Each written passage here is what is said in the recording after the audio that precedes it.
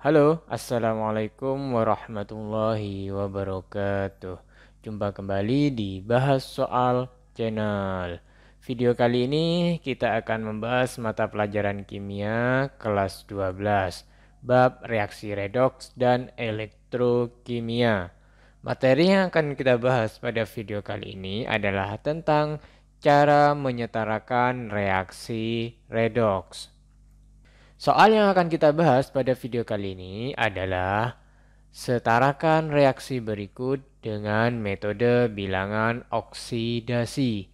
Reaksinya adalah larutan Ki direaksikan dengan larutan asam sulfat menghasilkan larutan kalium sulfat dan gas asam sulfida serta endapan iodin dan air.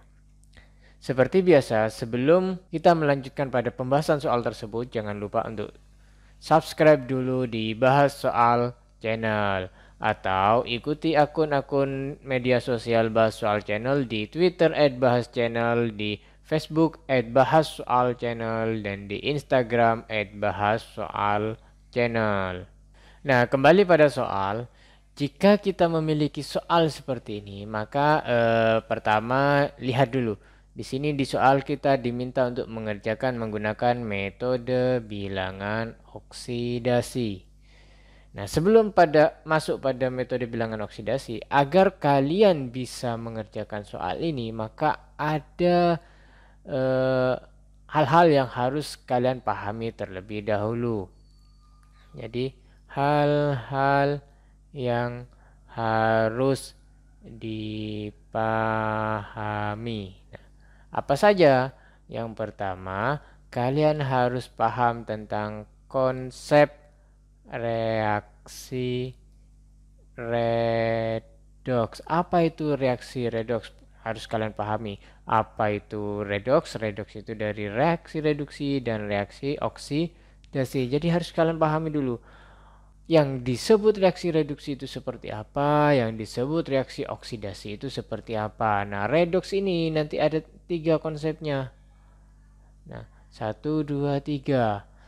Berdasarkan pada pelepasan dan pengikatan oksigen, berdasarkan pada pelepasan dan pengikatan elektron, dan yang ketiga berdasarkan pada kenaikan dan penurunan nilai bilangan oksidasi. Nah, ini harus kalian pahami dulu.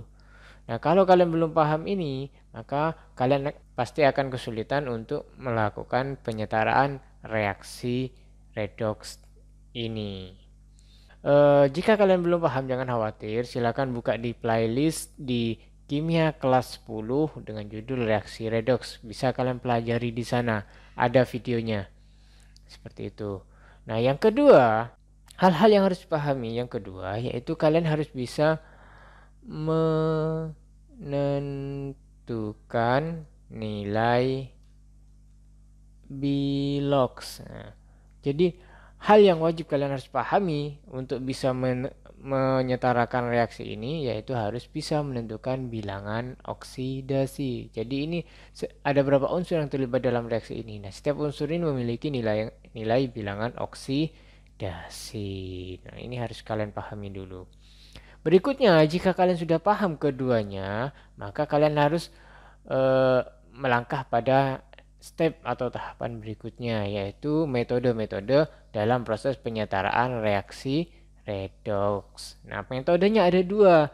Yang pertama yaitu metode bilangan oksidasi ini. Nah, ini yang pertama. Yang kedua itu metode setengah reaksi. Nah, keduanya ini diajari hanya di kelas 12. Nah, kalau ini, konsep-konsep ini diajari di kelas 10. Jadi bisa dibuka lagi buku catatannya di kelas 10. Nah, untuk metode bilangan oksidasi ini dibagi menjadi 2, yaitu berdasarkan reaksi ion. Yang kedua berdasarkan reaksi rumus. Nah, apa yang membedakan? Nah, kita lihat di sini. Nah, ini dalam bentuk rumus semua, dalam bentuk rumus. Nah, tidak ada dalam bentuk ion. Berarti ini mengikuti metode bilangan oksidasi untuk reaksi rumus. Nah, apakah begitu jauh caranya. Konsep pengerjaannya tidak jauh, cuma karena reaksi ion ini nanti pasti ada muatan dari ion, muatan positif atau muatan negatif, maka ini nanti akan ada sedikit tambahan langkah-langkah dalam proses penyetaraan reaksinya. Beda dengan reaksi rumus, jadi tidak ada muatan yang terlibat di dalamnya. Nah, itu saja pengantar dalam proses penyetaraan reaksi redoks menggunakan bilangan oksidasi. Ini pengantar ini hanya sebagai pengingat saja. Karena apa? Di sini konsep belajar dibahas soal channel itu adalah learning by doing. Jadi kita belajar berdasarkan proses pengerjaan soal-soal yang ada. Jadi kita belajar dengan kasus-kasus yang dimiliki oleh setiap soal-soal yang berbeda. Oke, kita masuk sekarang pada langkah-langkah penyetaraan dengan metode bilangan oksidasi. Nah, langkah-langkah penyetaraan reaksi redoks dengan metode bilangan oksidasi ini ada 5 langkahnya. Yang pertama, kita menuliskan unsur yang mengalami perubahan biloks. Jadi tuliskan dulu mana yang mengalami perubahan bilok. Nah, untuk bisa menuliskan maka kalian harus bisa tadi itu menentukan nilai bilangan oksidasi dari setiap unsur yang terlibat dalam reaksi. Kemudian setelah ditemukan mana yang mengalami perubahan bilangan oksidasi, maka kita setarakan unsur tersebut. Nah, itu ya langkah kedua. Langkah ketiga yaitu menentukan jumlah kenaikan dan penurunan bilangan oksidasi dari unsur yang mengalami oksidasi dan reduksi. Jadi setelah disetarakan kita lihat jumlah kenaikannya berapa. Nah, jumlah penurunannya berapa. Kalau kenaikan itu kan kita sebut dengan oksidasi. Kalau penurunan bilangan oksidasi kita sebut dengan reduksi. Nah, ini makanya tadi harus pahami dulu apa itu pengertian reduksi, apa itu pengertian oksidasi. Setelah langkah ketiga, maka langkah keempat yaitu menyamakan jumlah perubahan bilangan oksidasi. Dan yang terakhir yaitu menyetarakan unsur-unsur lainnya dalam urutan KH. KH ini adalah K-nya kation, A-nya anion, H-nya hidrogen, dan O-nya adalah oksigen. Nah, sampai sini bagaimana? Sudah diingat langkah-langkahnya? Nah, berikutnya mari kita coba langsung mengerjakan soal yang ada. Langkah pertama yaitu menuliskan unsur yang mengalami perubahan biloks. Nah, kata kuncinya perubahan bilok. Artinya untuk mengetahui perubahan maka kita tentukan terlebih dahulu biloks dari masing-masing unsur yang terlibat. Kalau di kelas 1 kan kita tentukan satu-satu. KI. Nah, mana dulu? K ini golongan berapa? I golongan berapa? KI ini harus termasuk berapa biloknya. Nah, seperti itu. Nah, kalau di sini saya anggap teman-teman yang membuka video ini dan mempelajari soal ini sudah paham cara menentukan biloks tersebut. Jadi langsung saja di sini KI. K itu golongan 1 berarti positif 1. I itu golongan 7 berarti negatif 1.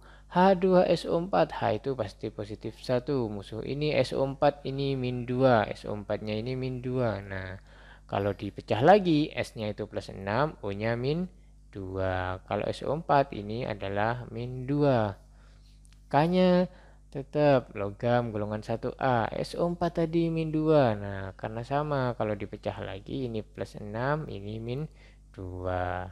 H2S hanya plus 1 kali 2 plus 2 berarti ini min 2. I2 ini molekul unsur berarti nilainya 0. H2O min 2, H-nya plus 1.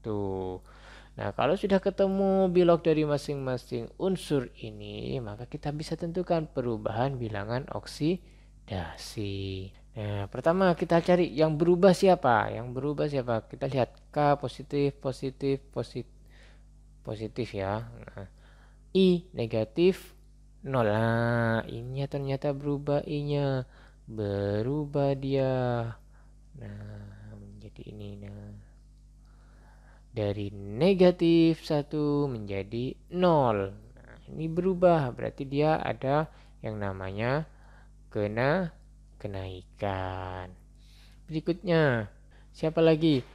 H positif, positif, positif. S positif 6, positif 6, min 2. Nah, ada perubahan. S.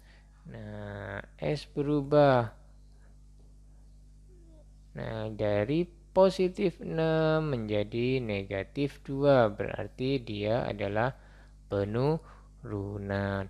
Nah, langkah pertama selesai. Kita sudah bisa menuliskan unsur-unsur yang mengalami perubahan bilangan oksidasi, yaitu I dari negatif 1 menjadi 0 dan S dari positif 6 menjadi negatif 2. Nah, berikutnya adalah langkah kedua, yaitu menyetarkan unsur-unsur yang mengalami perubahan bilangan oksidasi. Nah, tadi kita sudah mengetahui unsur-unsur mana yang mengalami perubahan bilog. Sekarang kita setarakan. Pertama kita tulis dulu. Tadi yang berubah adalah S ya. S. Karena S tadi saya tulis biru, maka saya tulis dulu S. Berarti H2SO4 dia menjadi H2S. Nah, sini ada S juga. Nah, kita abaikan aja dulu. Kita abaikan. Nanti akan ada di langkah terakhir. Jadi di sini S-nya 1. S-nya 1 berarti dia sudah setara. Artinya sudah sama. Berikutnya yaitu KI. Dia berubah menjadi I2. Nah, I-nya di sini 1, I-nya di sini 2. Maka di sini kita tambah koefisien 2 sehingga sudah setara sama-sama 2. Nah, oke.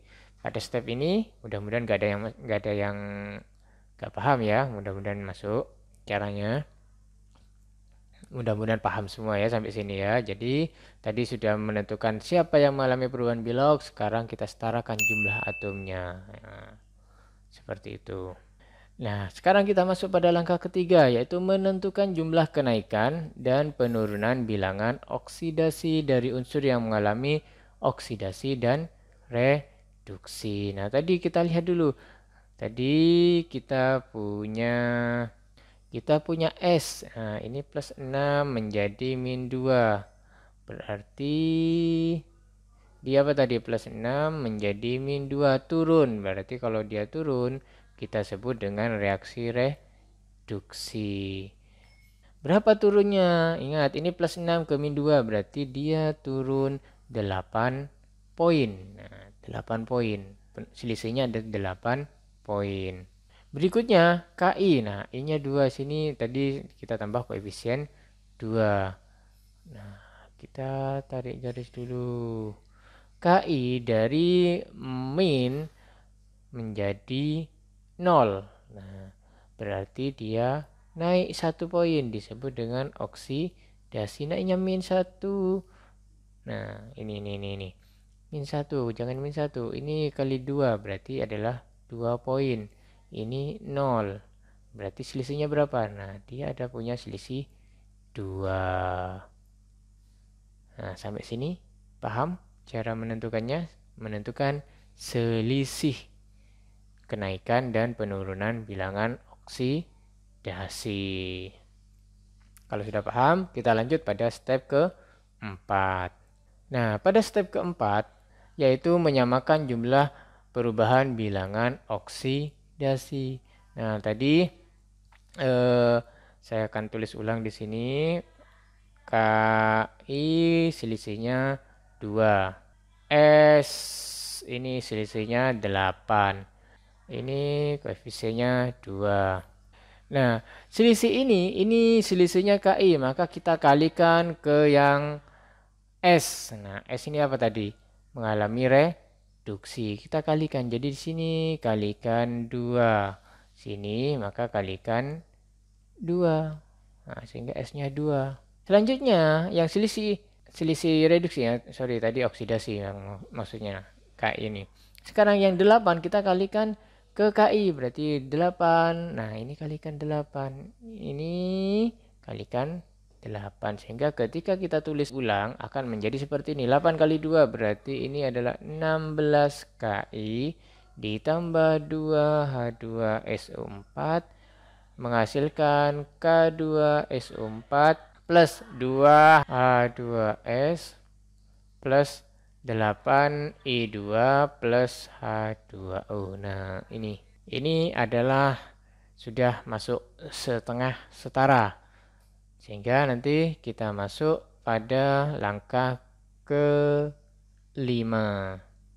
Nah, kita masuk ke langkah kelima terakhir. Dari ini kita kan sudah punya 16, ini punya 2, ini punya 2, ini punya 8. Nah, sekarang kita masuk ke langkah kelima, yaitu menyetarakan unsur-unsur lainnya dalam urutan kation, anion, hidrogen, dan oksigen. Jadi kita hitung dulu. Dari K. K di sini ada 16. Nah, ini 16 K-nya. Sini ada 2, berarti sini tambah koefisien 8. Jadi sama K-nya. Kation sudah. Jadi kation sudah. Sekarang ke anion. Anionnya I. Nah, I-nya 16. 16 sudah. Berikutnya anion berikutnya yaitu S. Nah, S. S-nya di sini ada 2. Di sini ada 8 tambah 2 sama dengan 10. Nah, ini beda. Nah, kita samakan terlebih dahulu. Karena ini total 10, maka di sini juga harus jadi 10. Kalau 10, maka sini koefisiennya, nah ini 8, ini 10. Maka sini harus jadi 10 koefisiennya. Nah, kenapa? Karena ini dengan 10 kali S, maka akan jadi 10. Maka ini adalah sama dengan, jadi kalau ini S-nya 10, maka sini 8, ini 2. Nah, ini sama dengan 10. Sehingga ada perubahan sini, koefisiennya jadi 10, bukan 2. Nah, gimana dengan hanya? Gak usah khawatir, yang penting anion sudah clear. Sekarang masuk ke hidrogen. Hidrogen. Nah, hidrogen di sini ada 10. 10 kali 2. Nah, 10 kali 2 berarti ada 20. Sekarang yang kanan. Yang kanan ada 2 kali 2, 4. Nah, karena 4, maka sini nggak bisa dirubah lagi ya. Cari yang bisa dirubah. Nah, ini. Berarti 4 tambah berapa agar jadi 20? Tambah 16 agar jadi 16. Maka sini tambah koefisien 8. Nah, 8 kali 2 berarti 16. Pas sama dengan 20. Sehingga hidrogen jadi. Sisanya kalau semua langkah ini benar, maka oksigennya otomatis nilainya sama. Maka kita lihat sekarang oksigennya. Di sini 10 kali 4 berarti ada, nah 10 kali 4 sama dengan 40. Nah, yang ini 8 kali 4, 32 ditambah 8. Nah, sama dengan 40.